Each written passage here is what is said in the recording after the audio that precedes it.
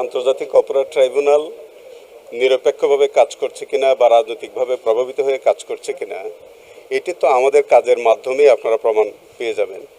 বিষয় হচ্ছে কোনো ট্রাইব্যুনাল বা কোনো কোর্ট কখনই কোনো রাজনৈতিক প্রভাবমুক্ত হয়ে কোনো কাজ করে না, এবং আন্তর্জাতিক অপরাধ ট্রাইব্যুনাল একটি আন্তর্জাতিক মানের ট্রাইব্যুনাল, এবং আপনারা জানেন সবচেয়ে সেন্সেশনাল কেসগুলো এই ট্রাইব্যুনালগুলোতে বিচার হয়।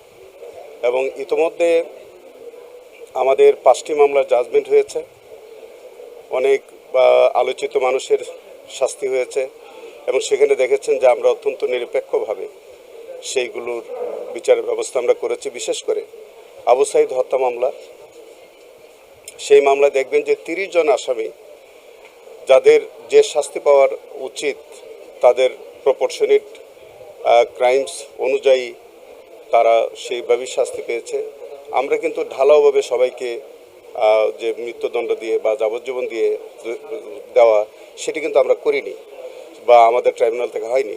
এই বিচারটার মধ্য দিয়ে আপনারা বুঝতে পারবেন যে এটা অত্যন্ত স্বচ্ছ এবং নিরপেক্ষতার সাথে বিচারটা হচ্ছে। আপনি যারা বলেছেন যে আমাদের এখানে আলোচিত মামলাগুলো যেগুলো আছে তার মধ্যে আমাদের এখন 22টি মামলা বিচারাধীন আছে, 31টি মামলা খুব শিগগির বিচারের সম্মুখীন হবে, 405টি মামলা আমাদের ইনভেস্টিগেশন আমাদের হাতে আছে। সারা বাংলাদেশে যত ক্রসফায়ারের ঘটনা ঘটেছে, যতগুলো গুমের ঘটনা ঘটেছে তাদের সংখ্যাও অনেক হাজার খানেকের উপরে হবে। সেই মামলাগুলো আমরা ইনভেস্টিগেশন শুরু করে দিয়েছি। এবং আপনি দেখবেন যে আমরা একজন আসামি যত শক্তিশালী হোক না কেন, তিনি কোন রাজনৈতিক দলের মানুষ সেটা কিন্তু আমরা দেখছি না। আপনি দেখবেন ইতিমধ্যে আমাদের ট্রাইব্যুনালে যারা বিচারের সম্মুখীন হয়েছে তাদেরকে আমরা একেবারেই যাদের বিরুদ্ধে স্বচ্ছতার সাথে এবং যাদের বিরুদ্ধে প্রকৃত অভিযোগ আছে এবং দৃশ্যমান অভিযোগ আছে, যেটা এই দেশের মানুষ, এই দেশের সকল মানুষ এবং জাতি যারা জানে, এবং আমরা একেবারে ভিডিও ফুটেজ থেকে আপনাদের কাছ থেকে পাওয়া সেই সব ফুটেজে যেসব আসামিদের ভূমিকা আছে সেই জাতীয় মামলাগুলো আমরা বিচার করছি। এবং সেখানে আপনি লক্ষ্য করে দেখবেন যে আমরা একজন মানুষকেও আপনি পাবেন না যে নিরপরাধ নির্দোষ অথবা তার কোনো ভূমিকা ছিল না জুলাই 36 আন্দোলনে তাদেরকে আমরা বিচারের সম্মুখীন করেছি, সেরকমটি নাই। এবং প্রত্যেকেরই বরঞ্চ আমরা যদি আরও মানুষকে আনার সুযোগ থাকে তাহলে আসলে বিষয়টা এরকম হবে কি, যে আপনি যেমন ধরেন বিভিন্ন অফিসিয়াল আছে, পুলিশ আছে, বিভিন্ন আমাদের আমলারা আছে, আমাদের অনেক বড় রাজনৈতিক ব্যক্তিত্বরা রয়েছে, এবং সেখানে আমরা একেবারেই বিশেষ বিশেষ ব্যক্তি যাদের অপরাধ একেবারেই ওভারলুক করার মতো অবস্থায় নাই, সেই ব্যক্তিগুলোকে আমরা বিচারের সম্মুখীন করছি।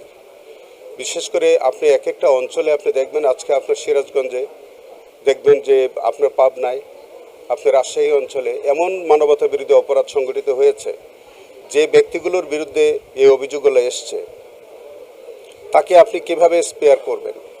কোনোভাবে তো সুযোগ নাই, কারণ হাজার হাজার মানুষ শহীদ হয়েছে এবং সেখানে তারা নির্বিচারে গুলি করেছে, পঙ্গু করে দিয়েছে, এবং উদ্দেশ্যমূলকভাবে হাঁটু নিচে আঘাত করে একটা পা কেটে ফেলতে দিতে হয়েছে।